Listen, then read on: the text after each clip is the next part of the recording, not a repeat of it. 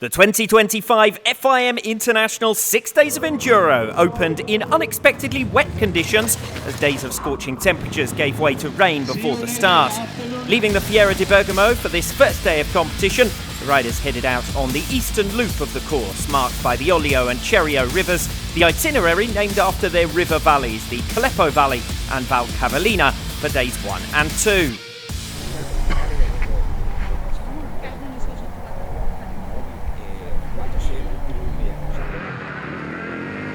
2023 champions, the USA, lost 2 of their title winners to retirement before last year's visit to Siena, but still managed to come home in second place. With an unchanged lineup this season, a return to winning ways was their target, but they've got off to a sluggish start. Dante Oliveira, who was third in scratch in San Juan in the Americans' title-winning campaign, was only 16th fastest here on day 1. Giuseppe Garcia has topped the scratch times at 4 consecutive 6 days, and he started in similar fashion this year, fastest in 2 of the first 3 tests. A crash in the final special cost him and Spain 17 seconds, but he thankfully reported no ill effects and will take the start again tomorrow.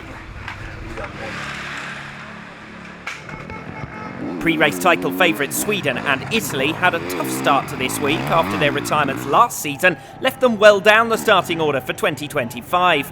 The Swedes in particular suffered disappointing second and third tests on the first lap, but rallied well to finish the day in thirds. Meanwhile, it was a non-finish for Andrea Verona in Siena last year that left the Italians with work to do.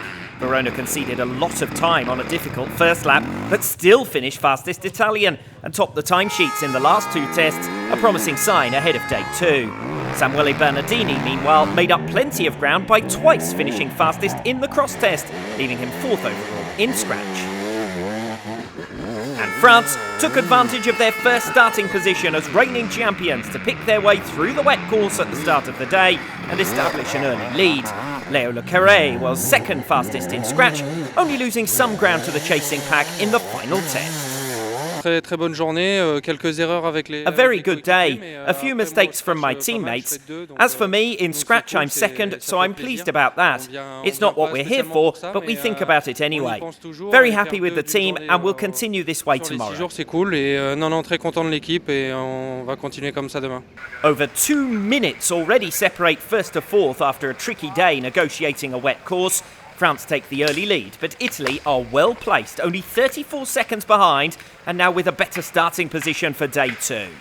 With all 3 of Sweden's 2024 champions graduating to the World Trophy this season, they have left a void to fill in the Junior Trophy. The USA, Australia, France and Italy, the favourites to fill it. But the 4 teams are already separated by 2.5 minutes at the end of the opening day. The Americans in particular will be disappointed to lag so far behind, with Grant Davis, who was 11th in scratch last year, only 34th after day 1 here. Tricky, wet second and third tests caught out the Australian juniors, who are certainly used to fairer climbs down under, but they've kept themselves in the mix, only just over a minute from the lead. Runners-up last year, France again sits second after the opening day in Bergamo. Despite losing one of the members of that junior team, Léo Joyon has stepped up nicely to become their lead rider this year, and a particularly strong last special augurs well for the week ahead for him.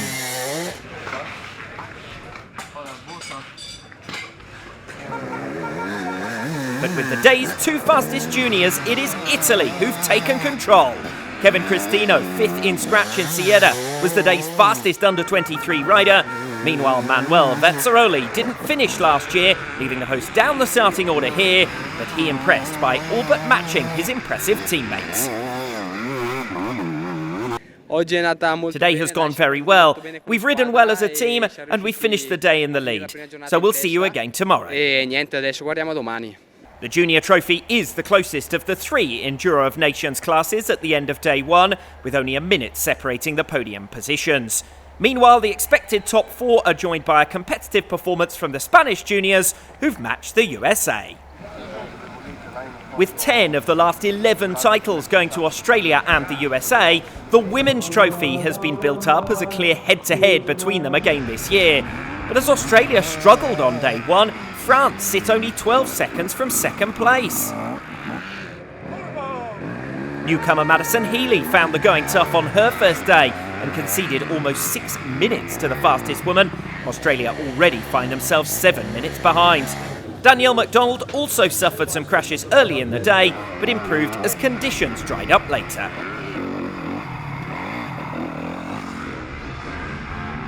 But with the 3 fastest women, the USA have made a commanding start. The return of Corey Steed has only strengthened their side.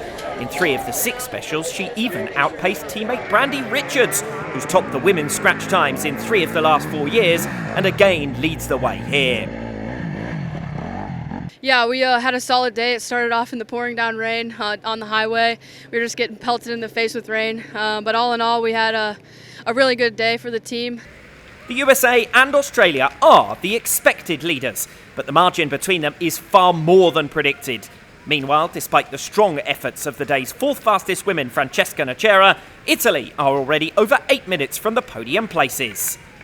But the Italian men are well positioned for the new starting order tomorrow, up to 2nd in the World Trophy and leading in junior. A second day ahead in the same specials, but with much drier weather expected.